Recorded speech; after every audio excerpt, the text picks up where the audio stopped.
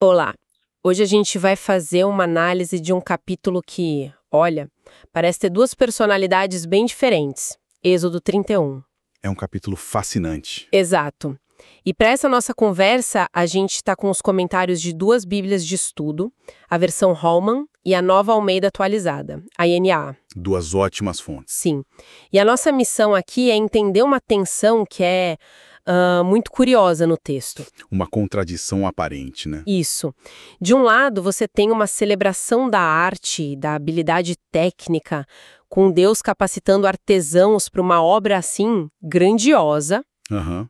e logo em seguida, uma ordem de descanso tão radical que desobedecer a uma sentença de morte. Parece um freio de mão puxado com tudo. É um contraste muito forte. Então, vamos tentar entender a lógica por trás disso. O capítulo já começa de um jeito bem direito, sem rodeios. Deus fala com Moisés e, em vez de fazer aquele chamado geral, tipo, preciso de voluntários, Pois é. ele aponta o dedo e diz, eu chamei Bezalel e dei a ele Aholiabe. Essa especificidade toda, citando nomes, linhagem. Por que isso é tão importante aqui? Olha, essa é uma ótima observação. Não é só um detalhe, assim, administrativo. O versículo 2 diz, eis que eu tenho chamado por nome a Bezalel. Por nome. Exato. Essa linguagem de chamar pelo nome no Antigo Testamento carrega um peso enorme de intimidade, de propósito divino. Ah, então não foi um sorteio. Longe disso. Significa que Deus escolheu a dedo, com uma intenção muito clara. E a genealogia, que lista o pai e o avô de Bezalel, da tribo de Judá, e a origem de Aholiabe, da tribo de Dan, serve para enraizar essa escolha na história, na estrutura social de Israel. Entendi. São pessoas reais, com um lugar definido na comunidade, que estão recebendo uma tarefa divina. Certo, então a escolha é pessoal e intencional. Mas aí vem a parte que realmente me pegou. O texto diz que Deus encheu Bezalel do Espírito de Deus. Uhum. Isso era comum para um artesão? Honestamente, essa linguagem me parece algo que seria, sei lá, reservado para profetas, juízes, reis. Exato. Não para alguém que vai trabalhar com ouro e madeira. E é por isso que essa passagem é tão notável. No contexto do Pentateuco, essa é uma declaração raríssima e, assim, muito poderosa. Nossa. A ideia de alguém ser cheio do Espírito de Deus está quase sempre ligado a uma capacitação sobrenatural para liderança ou profecia. Aplicar isso a um artesão é revolucionário. Muda tudo, né? Muda tudo. O texto está elevando o trabalho manual, a arte, ao nível de vocação espiritual. E o que esse espírito concede é bem prático. O versículo 3 lista as qualidades: sabedoria, entendimento e ciência. Habilidade, inteligência e conhecimento, em outras palavras. Isso, para todo tipo de trabalho. É a união perfeita entre a inspiração divina e a competência técnica. E essa competência super detalhada, né? O texto fala em desenhar projetos, trabalhar com ouro, prata, bronze, lapidar pedras, entalhar madeira. O pacote completo. É o pacote completo do mestre de obras e do artista. Exatamente. E isso mostra que a espiritualidade nesse contexto não é algo abstrato ou desconectado da vida material. A capacidade de criar beleza, de construir algo com excelência, é apresentada aqui como um dom direto de Deus. Faz sentido. O Espírito não deu a Bezalel apenas ideias, mas a habilidade manual para executá-las com perfeição. Lendo as notas, eu notei na Roma uma expressão que me soou um pouco poética para descrever os outros artesãos. Sábio de coração. Ah, sim. Isso é só uma forma bonita de falar ou tem um significado mais técnico aqui? Tem um significado muito mais profundo. A nota da Roma esclarece que a tradução mais literal seria sábio no coração. No coração. Isso. Para o pensamento hebraico antigo, o coração não era a sede das emoções como a gente pensa hoje. Era o centro do intelecto, da vontade, da consciência. Ah, interessante. Então, ser sábio no coração não era sobre ser sentimental, mas sobre ter uma combinação de discernimento, habilidade prática e também a coragem para realizar uma tarefa complexa. E isso se aplicava a todos eles. Sim, e o mais interessante é que o texto diz que Deus colocou essa sabedoria no coração de todos os que são hábeis. Isso sugere uma parceria. Como assim? Um talento que a pessoa já possuía. É uma colaboração, entende? entre o dom divino e a perícia humana. É incrível pensar nesse nível de capacitação divina para uma tarefa, nesse foco total na construção.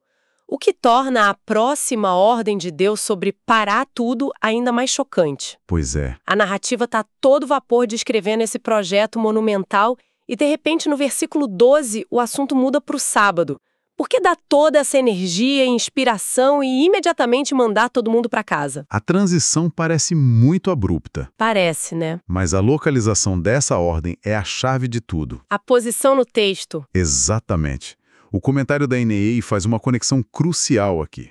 Colocar o mandamento do sábado, logo depois de detalhar a obra mais sagrada de Israel, é uma forma de dizer: nem mesmo a construção da minha casa está acima do meu mandamento de descanso. Nossa, a mensagem é radical então. Radical.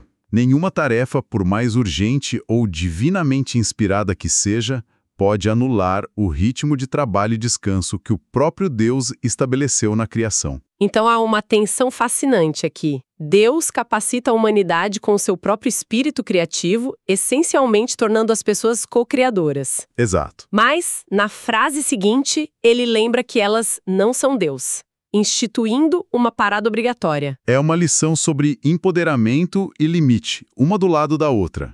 Uau! É exatamente essa teologia em jogo. Um equilíbrio poderoso. E o sábado é descrito como um sinal perpétuo da aliança entre Deus e Israel. Um sinal de quê exatamente? Era um lembrete semanal de duas verdades fundamentais. Primeiro, que é Deus quem santifica o povo, e segundo, como diz o versículo 17, que o próprio Deus descansou no sétimo dia da criação. Ah, a imitação do Criador. Isso.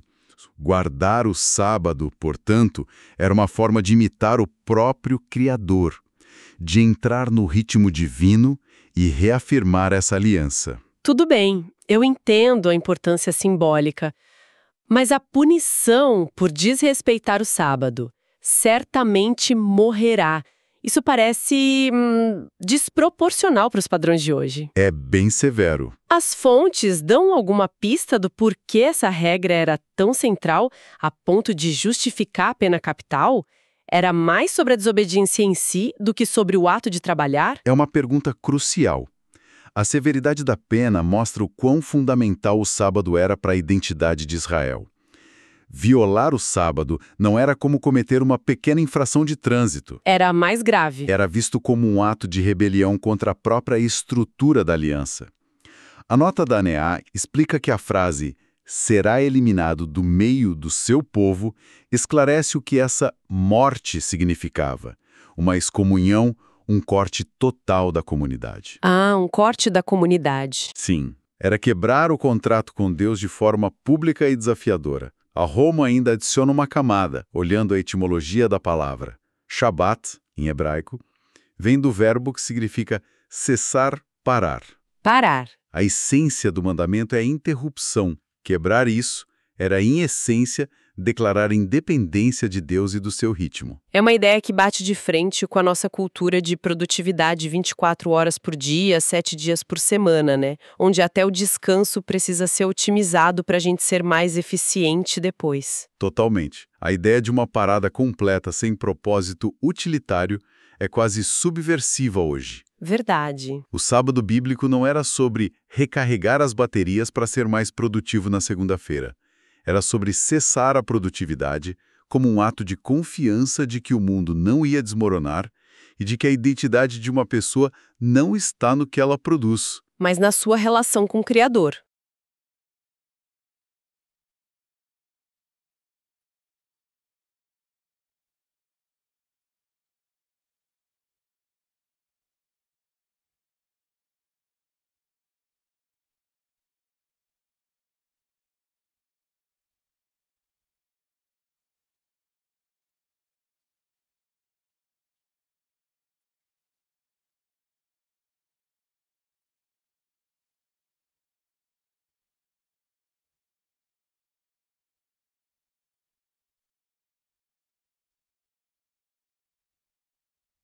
Exatamente. A punição severa refletia a importância de proteger essa identidade coletiva. Certo. Então, depois de falar de arte, de trabalho e de uma ordem de descanso, que é literalmente uma questão de vida ou morte, o capítulo termina com a entrega de um objeto físico. O que exatamente Moisés recebe no Monte Sinai para fechar essa conversa? Ele recebe o clímax de todo o encontro. O versículo 18 é a grande finalização. Deus entrega a Moisés as 2 tábuas do testemunho, tábuas de pedra, escritas pelo dedo de Deus. Uau! É a concretização de toda a aliança que foi discutida. Essa imagem, escritas pelo dedo de Deus, é muito forte. Não é a interpretação de Moisés. Não é uma tradição oral que pode se perder. É como se fosse a assinatura do próprio Deus no contrato, certo? Precisamente. A expressão dedo de Deus é uma metáfora poderosa para a ação direta e a autoridade inquestionável de Deus. Inquestionável. As notas em ambas as Bíblias de estudo confirmam que essas tábuas continham os 10 mandamentos, o núcleo da lei da aliança. O centro de tudo. Sim. Ter isso gravado em pedra por Deus transformava o pacto em algo permanente, tangível e irrefutável. Era o testemunho físico e duradouro do acordo entre Deus e Israel. Que seria guardado no tabernáculo. Exatamente. No coração do tabernáculo que Bezalel e Aholiabe estavam prestes a construir. Tudo se conecta. Então, o que a gente tira disso tudo? De um lado, temos um chamado para a excelência, para a criatividade, para usar nossos talentos a serviço de algo maior. Sim. Do outro, um mandamento inflexível para parar, para descansar, para confiar.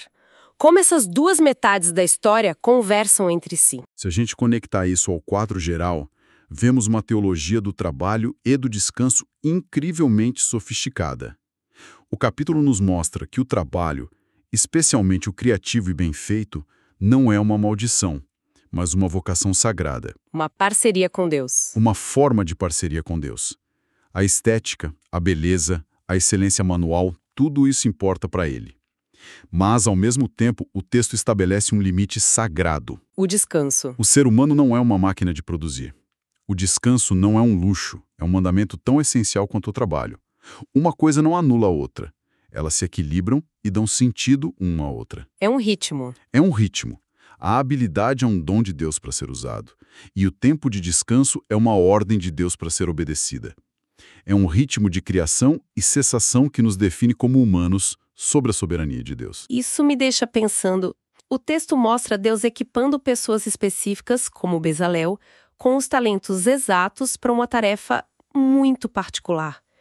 Se a gente trouxer essa ideia para hoje, para um mundo que não está construindo um tabernáculo físico, o que isso diz sobre nossos próprios talentos? Sejam eles artísticos, técnicos, intelectuais ou de cuidado, será que eles também têm um propósito sagrado esperando para ser encontrado, mesmo fora de um contexto explicitamente religioso?